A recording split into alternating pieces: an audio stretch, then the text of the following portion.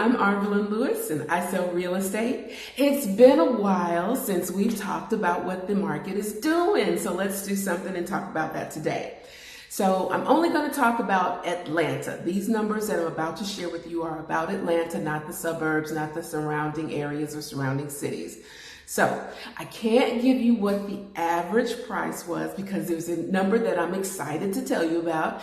There was a home that sold in Atlanta. It was only on the market for 12 days, sold with a conventional loan at a price of $10 million. And $10 million for Atlanta that's kind of high. It's kind of high.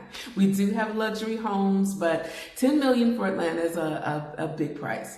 But the next highest dollar was $4,850,000.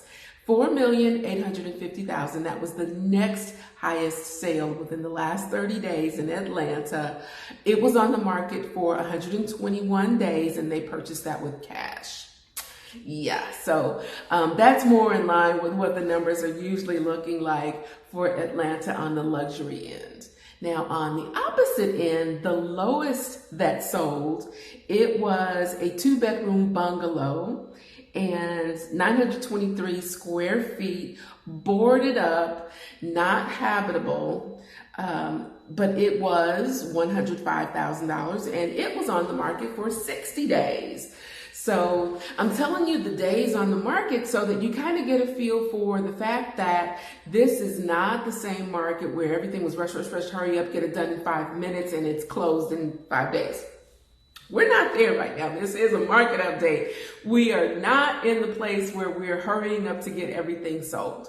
Now, I will tell you that everything in real estate, no matter where you are, is about location, location, location. You've heard that before, right? So there are some homes, some areas where things are selling super duper fast, but it has a lot to do with the price that is put on that property, the condition it's in, all of those things. If you're in a location that's highly desirable and you put the right price on it, maybe it's a little poquito, little small, little low for what the market will bear, it's going to have multiple offers and be gone very quickly. And if you put the market value, well, it might, be on the market for 10, 20, 30, 40 days. Who knows? It depends on the timing for the individual who's selling as well as the timing for the perfect person to buy that house. So that's what the numbers are looking like and the time frames are looking like. Now I want to talk about the location. Kind of talked about that already, but I want to stress that location is an important thing to everybody when you're buying something because you want it to be in a place that's ideal for your lifestyle, for the lifestyle of your family, if you have one, the kids, where they're going to go to school, where you're going to worship, how far it is to the job or whatever that kind of situation that you have. That's the location that you want to buy. And adversely, if you're selling, then when you purchased it, hopefully that was something that you thought about so that now that it's time for you to sell, you won't have difficulty with getting that done. Okay, so interest rates. Now that's a huge topic that gets a lot of conversation right now because a lot of folks are thinking that the interest rates are high. I want to tell you that when I first bought my house, the interest rates were very close to 9%. My very first house, it was near 9%. So we're not there right now. And when I first got into real estate, the interest rates were about where we are right now, and people were definitely buying houses then. Now, yeah, the prices were different then, but I definitely wanted to talk about interest rates because that is part of life and how things change. Things change. When my aunt, who you may have seen the video that I shared talking with her, when she bought her first house, it was like $7,000. $7,000 is the first house. So yeah, we got a few zeros that we're adding to that now. And so the interest rate is something that a lot of people are considering. However, the interest rate is definitely lower than a credit card, and the interest rate is definitely lower than not paying interest on something that you're renting.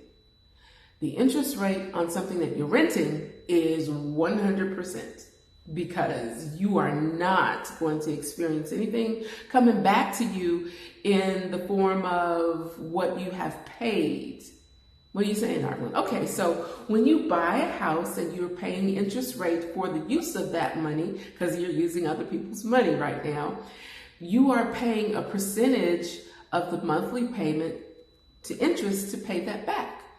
But when you are renting, every single solitary bit of that is going back to the person who owns whatever you're renting, and they're able to receive increase by you paying for them to own that property. But when you own it yourself, you're paying the interest rate and the property value is increasing. So the increase is coming back to you when you sell it. That makes sense? The increase comes back to you over time of ownership when you have your own home. But when you're paying monthly in rental, the increase goes to the owner 100%. So the interest rate on rental is 100%, but whatever it is now, as you consider buying, that's what it is. And the interest that you're going to get back when you sell is definitely there. I taught a class not too long ago, and one of the guys in the class says, yeah, Arlen, I still don't get it. I guess when I sell, I'll understand it better.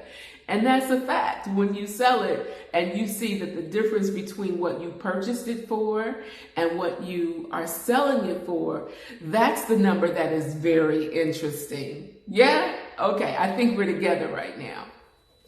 Now, this is the other very popular conversation that is happening right now.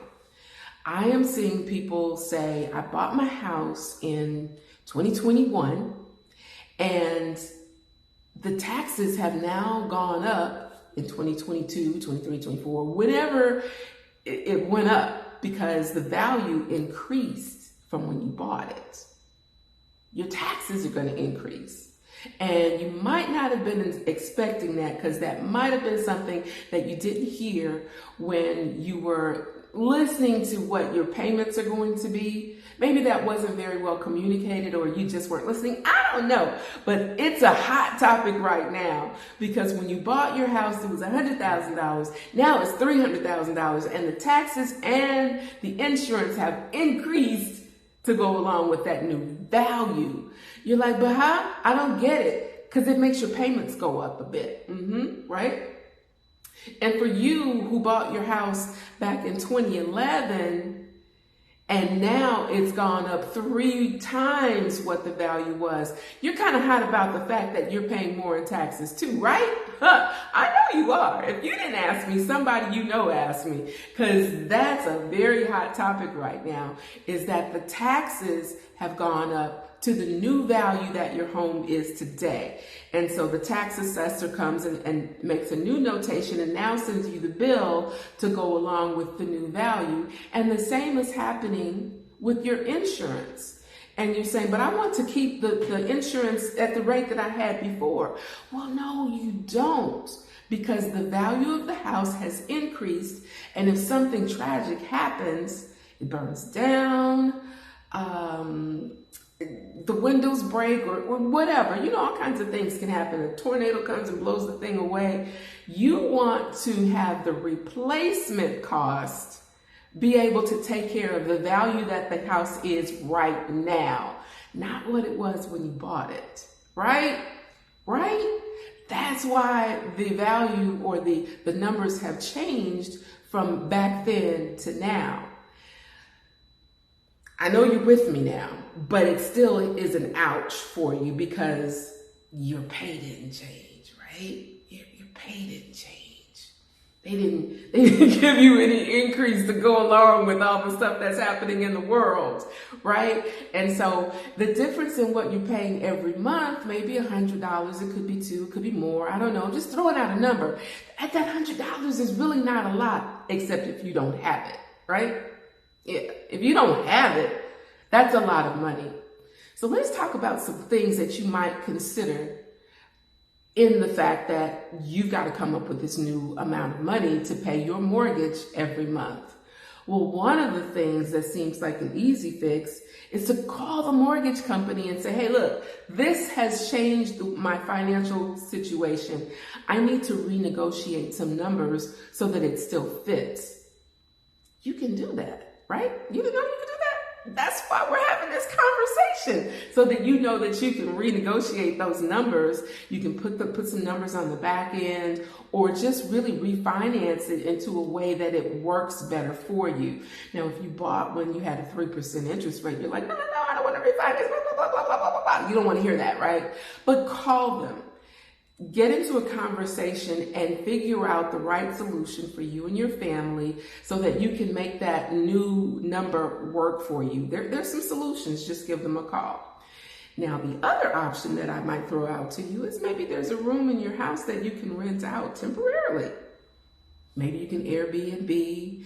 Maybe you can traveling nurses, have someone come in for a month or two. You'd be surprised at what 1 month can get you. 1 month could get you right for the whole year. And then by that time, maybe your money from your work catches up with where you are in reality. It's a suggestion. Look at it. But here's the last thing that I would want you to do. But if you have to do it, call me, call a realtor. I'm personally buying houses. You can give me a call in the Atlanta area and I might be able to buy it from you. Who knows? But if it is a house that you might need to sell, call a realtor, call me. I can help you with that too. But a realtor may be able to offer some solutions to your immediate situation, whatever you're dealing with, to get your home sold where you don't actually end up losing it. Because I'm going to tell you, when that new number comes and the different situations that could have you in a situation, a real situation, you get a little, I've seen it, and I've seen it again, where the solutions are just, we're talking about them right now, but if you don't see this video, or if you have a friend that isn't seeing this video, the solutions don't come, and people don't reach out and talk like they should, because there's shame that comes, there's just all sorts of, but this is what happens. There's a click that it just shuts off.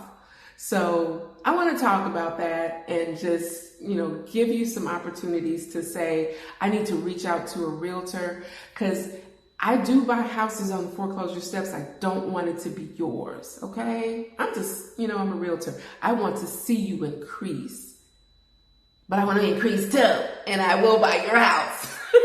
So I'm being light about this, but I do want to stress that when the money is not working right, it just goes off.